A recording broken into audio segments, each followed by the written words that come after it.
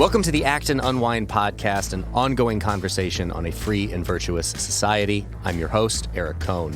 Thank you for listening. Since we're still a relatively new podcast, I want to ask that if you're listening to us on our website, that you navigate to the show notes for this episode to find the link where you can subscribe directly to Act and Unwind at Apple Podcasts, Google Podcasts, Spotify, or anywhere else that you listen.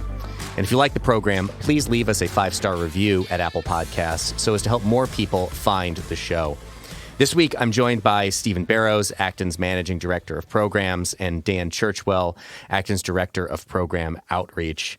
Today, we'll discuss a really fascinating piece in Wired magazine on exponential change. But first, I want to go to Washington, D.C. And last week, President Joe Biden announced a mandate of sorts for COVID vaccines, and that it's not really a mandate in the most draconian understanding of that. It is a regulatory effort by OSHA, the people that produce those posters that you see in your workplace, no matter how large or small it is. But for workplaces over 100 people, they're now either going to have either a requirement for people to have received the COVID vaccine or to do weekly testing for coronavirus. Steve, I want to go to you first. We talk a lot about incentives mattering here, and there seems to be an interesting set of incentives that circulate all around this, and we'll get to, there'll be questions about the constitutionality of this. There seems to be some disagreement amongst people that I think are smart and I respect out there as to whether or not the Supreme Court would ultimately rule this to be unconstitutional. I think from my reading of it, I tend to lean towards the deference to regulatory powers is a lot larger than I might prefer it to be, so it may end up standing. But there are a lot of interesting incentive questions circulating around this, not only for incentives for people to either get a vaccine or not get a vaccine, but also for businesses. So just consider for a moment, if you're a business of like 95 employees or so, and you're looking to grow, do you take on the burden that will be either policing that everyone has a vaccine for the coronavirus or testing on a weekly basis, or do you just keep it at that 99-person cap and not go over it to avoid all of this? It's funny that these always come back to these arbitrary numbers, right? I mean, so why businesses of 100 people? And of course, businesses are going to take a look at that, and it's going to alter their reflection on whether or not they want to expand or not, or how they might go about responding. And I think the thing that's kind of startling is that you have an individual who's making a mandate at the federal level to apply across an entire country, not knowing possibly what could be happening in individual particular businesses and circumstances. And that's where these decisions ought to be made. Who knows whether or not a business has 100 individuals and all of them are working remotely, right? Or whether or not they're all working on site in very close quarters and in a high-risk environment or what have you, where you could have individuals, if they're knocked off the assembly line, suddenly the business shuts down. Well, individual businesses need to be taking a look in conversation with their employees about what makes sense for their particular business. And so no doubt the incentive structure would be altered by this mandate. And as you mentioned, I'm sure there are people going to be looking at this from a constitutional standpoint, but certainly from an economic standpoint, to make some sweeping judgment on mandatory vaccines for all businesses of a certain number just makes no economic sense. Yeah, Steve raises an interesting point there that you could have a larger scale business where people are largely working remote. I mean, I'm thinking of when I lived in Chicago, you started to see how floors of buildings were emptying out, where a bank might have 5 floors of a tower in downtown Chicago that's now down to 1 or 2 that they have enough people for. So there's not a lot of people working in close proximity. They're all spread out remotely because they can do their job remotely. But a business of 50 people that may have people intimately working together, well, if the concern is protecting people from COVID, it would seem to make more sense that they're the ones mandated to have this vaccine requirement, not the one expansively spread out and people are most working remotely. Imagine a large landscaping business, right? Or snow plowing business where the workers are not in close proximity on their ordinary day-to-day activities. It just is one size clearly doesn't fit all when it comes to businesses and the nature of the business. So, yeah, I wonder about, again, with the talking about incentives, but also the way that people react to these things. If it is going to, I think it is a net good to want to get people to get the coronavirus vaccine. Is this just going to produce that kind of, there's a mandate coming from on high, so rather than moving people marginally over, you're going to create an even stronger resistance to people doing it because of the way that it's being done? Yeah, I think there's a lot of truth to that too, because I know a lot of people that are pro-vaccine, pro-thinking through the science and trying to get the best kind of medical help in the future, and protecting the population, but they're anti-mandate, and the way that the government is handling it, it's putting odd groups at tension with one another, and it's how will this actually be enforced? What kind of reporting protocols will there be?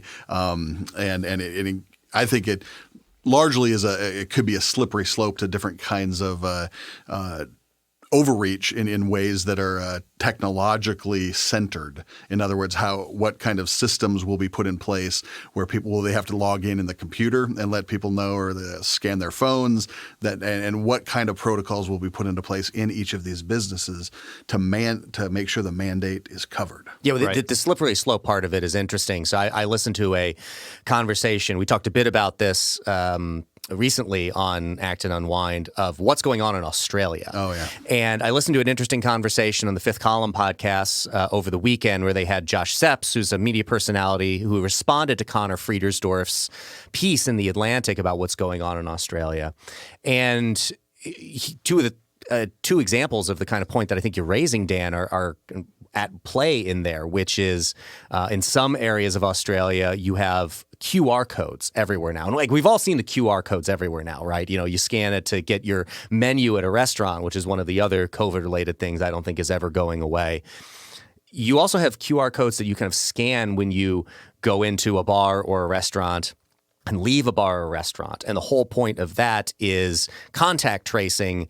If they figure out that somebody who had been there, it had been infected and might be possibly spreading it.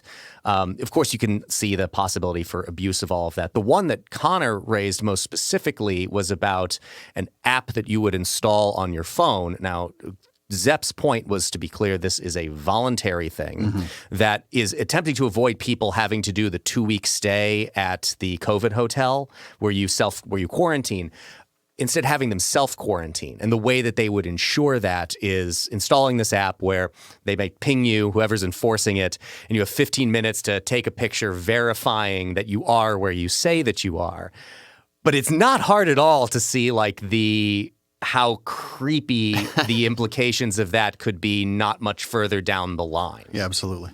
Right. Yeah, no doubt. Yeah, the Chinese are perfecting this from a governmental angle, but if we can say it is voluntary, but the opportunity, if quickly a case could be built, like this is so efficient, this is so that the mandates could follow very quickly for similar programs that aren't so voluntary. Yeah, I think one of the other interesting points in all of this to me is this interesting tick that we seem to have right now in our culture, which is assume that it is a good to get people vaccinated.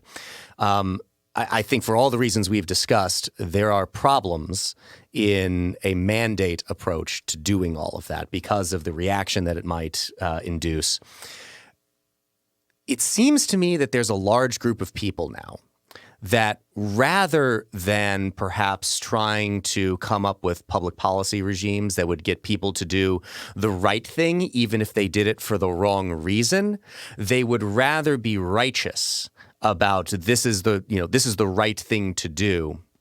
So we bring this very draconian mandate in as a way to try to get it, that they would rather feel righteous about the reasoning that they have for doing for something rather than trying to get people to do the right thing, even if it's for the wrong reasons. Mm.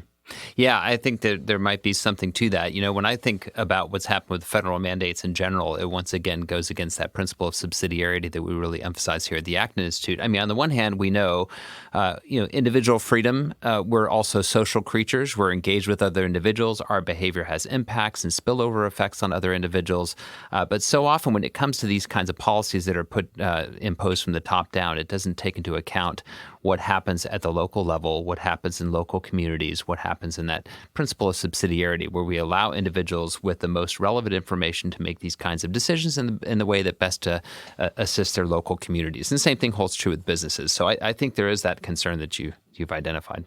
I think it raises also the problem of another ongoing theme of our work here at Acton, and that I've been banging on about constantly on this podcast, is the undermining of faith in our institutions. Mm-hmm. That the Chris Steyerwalt at the Dispatch had a good piece about this is just another example in a long run of executive overreaches that plays with this really odd perception we have of the presidency right now, that people elevate it beyond what its importance should be. I always write, I think it's Steve Hayward who had said that it would help if we stopped mispronouncing the word, that it should be president, not president, because the idea is that he's supposed to preside over the executive branch of government. But we've elevated it to this importance beyond all of that, while at the same time watching someone representing that institution take actions that continues to undermine people's faith in the institution itself. That I think there are a lot of people who, despite the underlying purpose of wanting people to get vaccinated, will look at a mandate and say, but this is not the way to do it. And as a result, you've continued to harm people's ongoing faith in a branch of our government that you would want people to have faith in. Right. And if you look the social media aspects of this, or the polarization in the civil discourse, like, it's hard to have a coherent discourse with somebody about this without just raw emotion on either side. Mm-hmm. Like there's not it's hard to have a mediated position because we're driven to the margins of polarization. And some of the school board meetings over the last week or two that you've seen, and on both sides. Again, I would argue this is both sides. So it's hard to say, how do we think through this well? Decisions are coming really fast. And then mandates seem to be quite sweeping. So you have the speed and then the scope of the engagement from the federal government.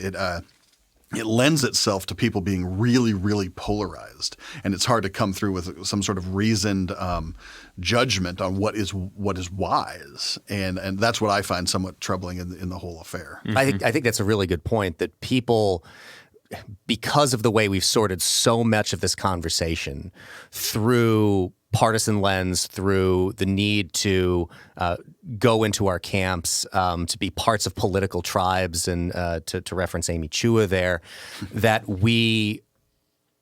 people seem to adopt positions that they might otherwise not, just because they feel their group is under attack.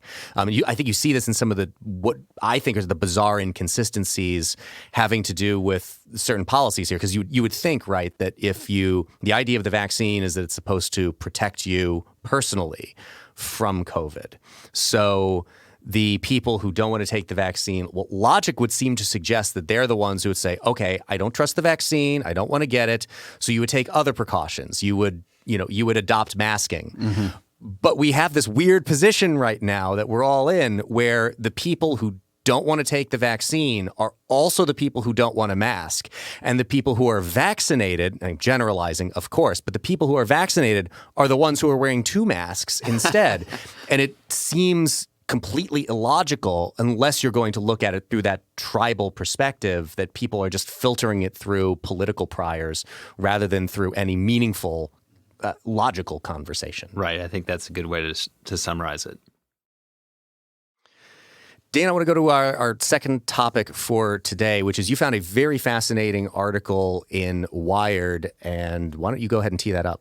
Sure. As you know, I love these topics, media ecology and kind of what is in 2016, the World Economic Forum argued that we're in the middle or the start of the 4th industrial revolution, or the 4th digital revolution is what they call it. And in 2016, this made a lot of waves, and they argue that there are 3 reasons why today's industrial revolution represents not merely an extension of the 3rd, but an arrival of a 4th and distinct event. So the industrial revolution in this case is different, they argue, because it's exponential. The exponential growth is different than a linear growth. And the World Economic Forum argued that it's because of the velocity, scope, and systems impact of this one is different. And so for the last 5 years, people have been thinking about this idea of exponential growth. Is it really different? Is it just the same kind of thing? The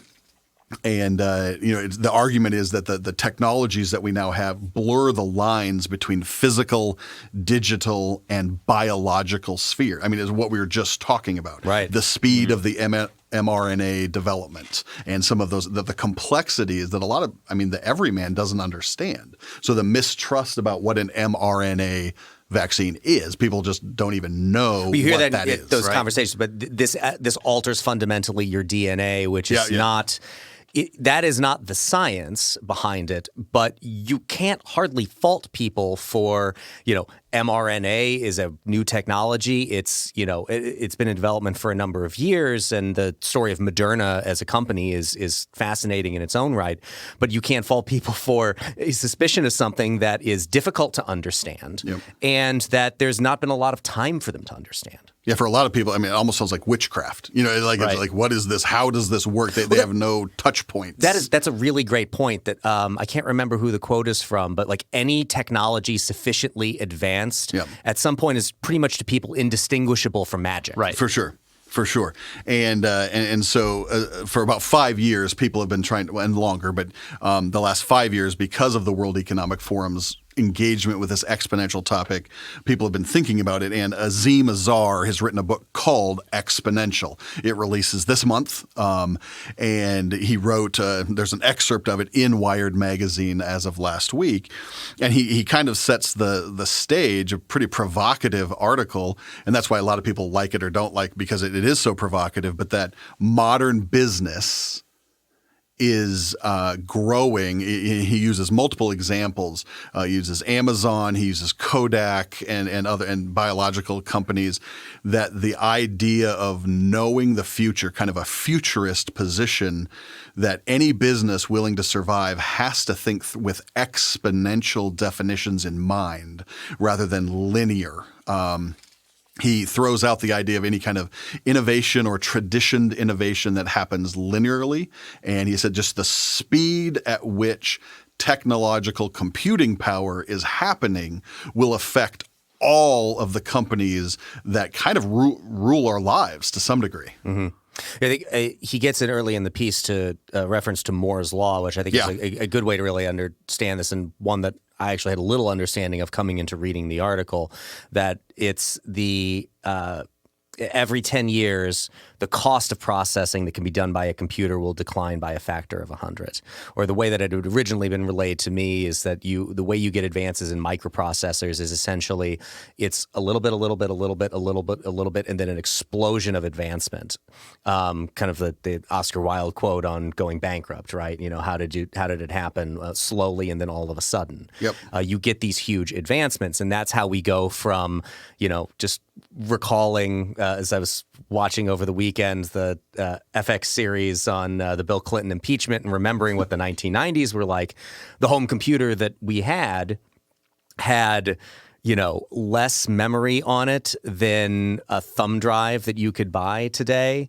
That the computing power of the iPhone 11 that I'm holding in my hand here is worlds beyond what the computing power of that first, gateway computer that we had in the late 1990s. And being able to comprehend that kind of rapid growth is, I think, a strain on a lot of people's brains.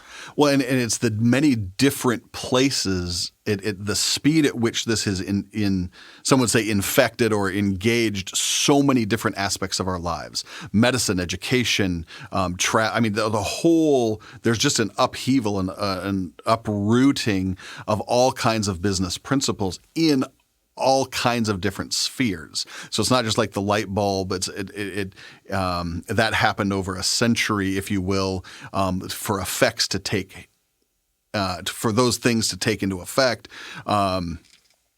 If you look at the cell phone, right, the smartphone that we have is 12, 13 years old. And think about how many ways, in fact, he argues in the paper that it is the development of the smartphone specifically for microcomputing power that will allow so many more of these changes to happen at an exponential speed. So it's hard, again, the complexity of thinking through the effects and from a business perspective or an economic perspective, Steve, it's interesting to think through whether this is creative destruction. Exactly. Yeah. It almost sounds like creative destruction, on steroids. Like right? an atom bomb of destruction. Exactly. I mean, it is, on the one hand, when you think through that, at least from an economist standpoint, you think about then what it how new technology, especially an exponentially growing new technology, not only complements labor, but it also displaces labor. And so I'm sure that to some degree, economists are, they've grappled with this for a number of years, even when you had the linear change of technology and what we call, skill-biased technological change, that you have this creative destruction process, the technological change ends up actually benefiting those who have skilled labor, skilled talent, as opposed to those who are unskilled. And so I think that that's one of the implications from an economic standpoint, if his premise is true, that we're starting to see this exponential growth in technology touching every sphere of business activity. The question then becomes, what does that mean for the typical worker, and how can those individuals adapt to the circumstances that are just arising at a much, much more rapid rate? And he argues that it's the real crux of where things are changing is the cheapness of the computational power of the chip. So Moore's law does get, every 2 years the size of a chip halves, so it gets cut in half, and so you can get more and more data on a smaller and smaller chip. That's generally layman's terms. And so now, and there's debate about how far that can go and how long it can sustain, but that Moore's law itself, if businesses and companies can have access to this massive amount of computational power, there's a kind of, some people call it knowledge, or there's a kind of data there that then people will then make decisions on. Yes. And that is unprecedented. And so that's the unprecedented piece. That's what makes it exponential. There's an interesting thing that just corresponding to that this weekend in the Wall Street Journal, and for the life of me, I've forgotten the title of the article, but there was an article on Amazon and how Amazon is taking this new computational data in their distribution centers and monitoring the movements of all of the individuals that are, loading things onto platforms and working with the robotic instruments in their warehouses. And then they have all this information about just what's the average productivity of individuals. I mean, it's akin to what Ford did on the assembly line. Or Frederick Taylor. Exactly, Frederick Taylor. Yeah. Exactly, and movements and time and movement studies.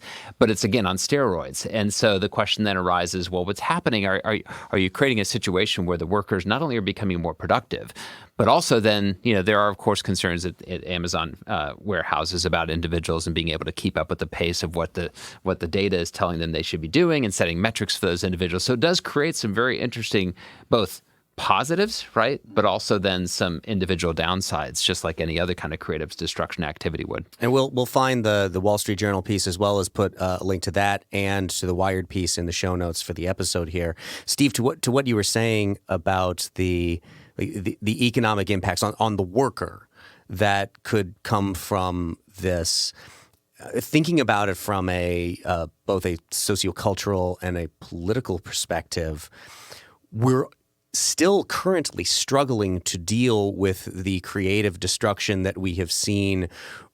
Really, I guess you could start the trajectory post-World War II, but this is, to the heart of J.D. Vance's Hillbilly Elegy, right? To these stories of places like in Appalachia where these have been one industry towns that have hollowed out, and we really have yet to devise an effective way to deal with that. And there's a whole lot of interesting cultural questions that are going on there. People, the ability with technology that we have now to move has never been easier, but people are less mobile now than they've been in quite a while.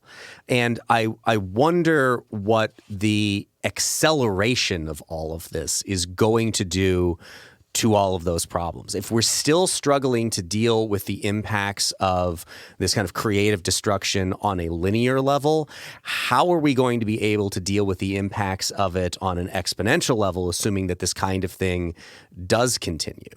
Yeah, I think that is, again, his paper. It's a premise, right? And he, I'm assuming in his book he's going to provide a bunch of data that would support the premise that you're seeing this acceleration.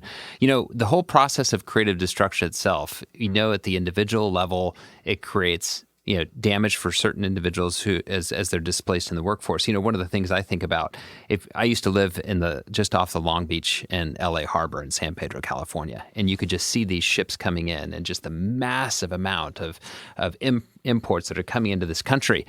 If you dial it back, over a century ago, it wasn't automated machines and the box, right, that is being put on a shipping container and then put off on a railroad or a truck. It was instead cargo nets and raw labor power, right? Individuals pulling bags of bananas off the ship.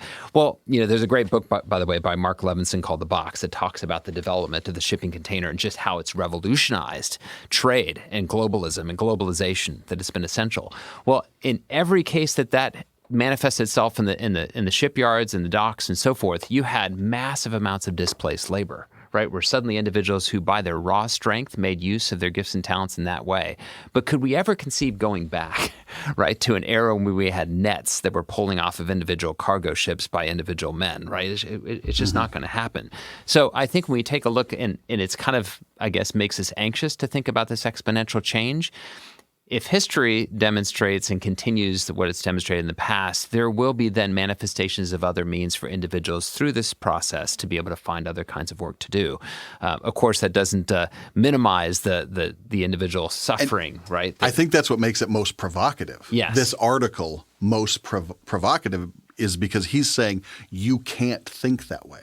It's fundamental shift, right? It's a fundamental change. It's hard and so again, I know it's provocative in his thesis, but that is exactly what he is driving at. Right. That it's fundamentally changed. It will not be like the past. Carl Benedict Frey at Oxford has a book called The Technology Trap, and it's a brilliant historical unwinding of the last few hundred years of industrial change. But again, he's saying this: if you're business leaders, if you're thinking about it in that way, you've already lost. And so that's where it's the provocative piece of saying, how will business leaders think? And all the way through, I mean, he references the reason why it was important to us, I think, at Acton to even talk about this, not merely from the technological and business perspective, but he has a whole section on institutions and where the institutions of law, rule of law, he mentions the church, he mentions a lot of different pieces that this will trickle down to very quickly. Right. Yeah. Right. So I'm glad you went there because it reminded me of the part of the thesis in Jonah Goldberg's last book that it basically takes the idea of Schumpeterian creative destruction and says, so, we've thought about this in an economic context as it applies to business, that a system of profit and loss gets rid of old and effective businesses as people innovate their ways forward. But his argument is that the Schumpeterian process of creative destruction really impacts everything, and its drive for efficiency. It will get rid of institutions that are important to the maintenance of a market system like we would favor. It erodes its own foundations in that liberal democratic capitalism, according to him, depends on certain virtues and values that it can't create and it can't replace if lost. And if we accept the premise of this kind of exponential change, then we're up for an even greater challenge to those institutions. Again, to bring it back to my favorite topic on this show is the erosion of trust within our institutions. For sure. Has partly been because of the behavior of institutions themselves, but for the influences that have been playing on those institutions, if the pressure gets turned up, right? If it's like a sandblaster that has been aimed at our own institutions, and in some cases purposefully aimed at our institutions, but at minimum by just the process, as I just discussed there, this is like, going from it being a sandblaster to loading it up with rocks and firing it at those institutions. And I don't know. Part of the problem is, like, how do we even begin to think about what this might look like? Because to the point of his thesis, the change is so fast, and without historical precedent, how do we even begin to process what it might look like? Yeah. And to use his own words, he says, if the primary cause of this exponential gap is our failure to predict the cadence of the exponential change, then the secondary cause is our consequent failure to adapt to it. And as the speed of change increases, our society remolds itself at a much slower pace, and our institutions have an inbuilt tendency towards incrementalism. And so he just argues that social structures themselves are slow, and they build differently. And if move fast and break things is the new model of this in all different kinds of spheres, institutions will be piggybacked. They'll be leapfrogged. I mean, it will. Well, it kind of goes back to what we were talking about at the top of the hour, right? Where I think there's been a frustration by the executive branch to allow the legislative branch to do its job. And so there's just an issuing of immediately now executive orders, do this, do that, do this, because our institutions really are structured for more deliberate incrementalism, as Dan describes. You know, one of the things that gives me hope, though, and I'll be interested to read his book when it comes out here this month, but it strikes me that there are certain things that even in the midst of, if his premise is true, that there's certain things about the human person, right, being the so-called ultimate resource, to use Julian Simon's phrasing, that can never be displaced. And so there will be sorts of activities that we could only then say to a human being, I need your assistance, I need your help to accomplish certain tasks. And so, can we know what those things are going to be? No, but I'll be interested to hear him make that case that there are certain things that are fundamentally different going forward that maybe make those reliable, things not so reliable. Absolutely, yeah. Having the human ingenuity. I mean, and again, it's the balance. Again, we're back to that provocative thesis. He's just arguing that's not the way to think about it. And so that's what is so provocative, because Carl Frey in his book, The Technology Trap, there's a great section on the Luddites and how in 1811 through 1815-ish, you have the Luddite Rebellions. And we use that term Luddite pretty nonchalantly now, but and overwhelmingly pejoratively. Yeah, pejoratively. Yeah. But it took more men to put down that armed rebellion than Napoleon took to the war. And people don't remember that. I mean, it was a massive military engagement. Wow. And so the Luddites, right, they were frustrated about their way of life. They realized the loom was a change to their fundamental way of life. And if you follow Taylorism, and if you look at all the laws that it took a decade or two for the laws to catch up to Frederick Taylor's engagement with how one shovels coal. I mean, that was what, right. And those efficiency standards. Six Sigma, one of the key lean manufacturing dogmas, is now on the way out, and it's now pejorative. But for 2 decades, it looked like it was the way to do manufacturing. And what I think is provocative, and I'm in tune to it, and I think I'm a little more inclined to say, what are the futurists? How can we think and predict what is going to be happening? Because if the World Economic Forum is right, and I think they are more right than wrong, that it's the blending of these spheres that makes it more problematic. It's truncated. Instead of having we'll see 40 or 50 year effects of a thing. Right. It's now things can change to that same pace, but in 2 to 4 years. Right. So how does the legal ramification, the legal structure keep up with it? How does the just socio-institutional, he mentions wages and working conditions. And Carl Frey, again, in his book, he said, look, there's always change, and he's pro-innovation. Carl Frey is in pro, he thinks the future is going to be great. But he goes, what he's great at reminding as an economic historian is that there's always revolution accompanied with these massive changes. And so if it's happening faster, right, how are we preparing for some of the dissonance and it's a little provocative to say revolution, but those kinds of things. But a revolution of sorts, right? Of sorts, for sure. In referencing the Luddites and that being an armed rebellion, you look at the state of civil society right now and you wonder about our ability to adapt to all of that. I mean, it was, we've talked some on this program, but in my line of work, particularly in digital media, you look at the way that people have adapted or not adapted to a world of social media and that kind of communication. And it really gave lie to some of the techno-utopianism that we came into this millennium with, that the idea that we'll be able to connect with anybody from anywhere and it's going to be wonderful. And it turned out we were able to connect with anybody from anywhere, but it wasn't really all that wonderful. I think Steve and I were talking about this in a different context last week, that we think this sense that, familiarity is going to solve problems, right? Mm-hmm. That you hear people talk about this in terms of like the Palestinian-Israeli conflict, that if they just understood each other better, then we wouldn't have that conflict. But, Palestinians and Israelis understand each other really well. Turks and Greeks understand each other really well. Turks and Guatemalans don't know the first thing about each other, and there aren't any wars there, incidentally. But even pick a closer country and you get the same kind of dynamic.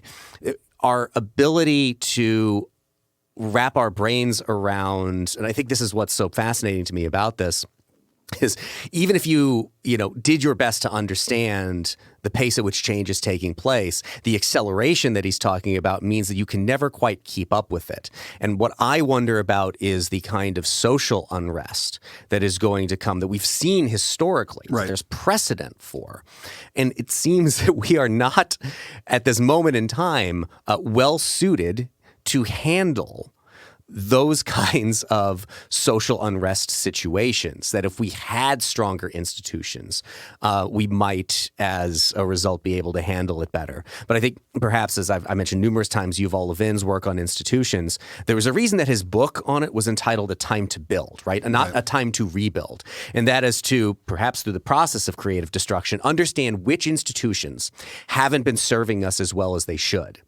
Institutions are supposed to have a purpose. People are supposed to come together for the purpose of accomplishing something and to be made better through the process of accomplishing something. And so many of our institutions, as Yuval himself says, there's supposed to be a fundamental difference between Brown University and the New York Times. Yeah. They're supposed to do different things. But functionally right now, they both exist for the same reason. They're platforms on which people can stand and yell about oppression. Mm-hmm. That we need to build actively institutions that help us handle these issues, as well as engage in some of the rebuilding, which is the revitalization, I would argue, I assume you would agree, of the church and the importance of the church through all of this as a through line to understand human anthropology, which is, I think, important for people to have a better understanding of as we attempt to grapple with all of this. Mm-hmm. Yeah, and I think if you just quiet down just a moment and take to look and see what's happening. I mean, what's happening in Hong Kong is a certain kind of reaction. It's a governmental reaction to these kinds of things. But what would a free market what would a more Western response look like? Well, I think we've lived in it the last couple of years. I mean, COVID has just exacerbated certain tensions that were already there. But I think it's hard to see the water you're swimming in. You know, some people are. And so I think it takes a certain kind of foresight. I think that's what whether it proves ultimately true or not, I mean, it might. This provocative thesis might not work itself out 100%, but I think what he's pushing us to is, as business leaders, religious leaders, leaders of institutions, that if we're not listening as best we can. I mean, Neil Postman had his famous 6 questions to interrogate any new technology. Mm-hmm. That was famous he made that in the 80s, right?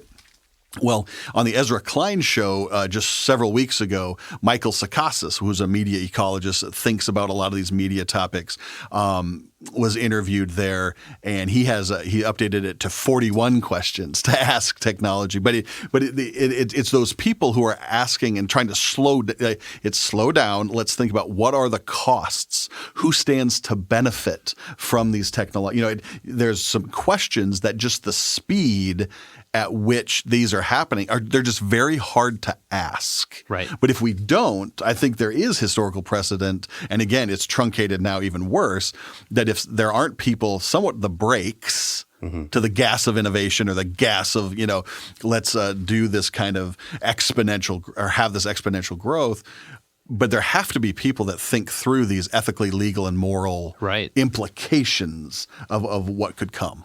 I think as we try to bring it to a close here, I think it gets to an interesting question that we seem to be debating around the edges of right now, is that the idea is growth and advancement for the sake of growth and advancement good? Good, yeah. Right. For sure. Yeah. Well, a lot more that will be discussed on that in the future, but let's call it a wrap here. Thank you for listening to Act and Unwind. If you're listening to this podcast on our website, please look in the show notes for a link for where you can subscribe directly to Act and Unwind. Or you can just search Act and Unwind on your favorite podcast app. Again, we're still relatively new, so please take a moment to rate and review us on Apple Podcasts, 5-star reviews if you would, so that more people can find this program. From the Acton Institute, this is Eric Kohn. We'll see you next week.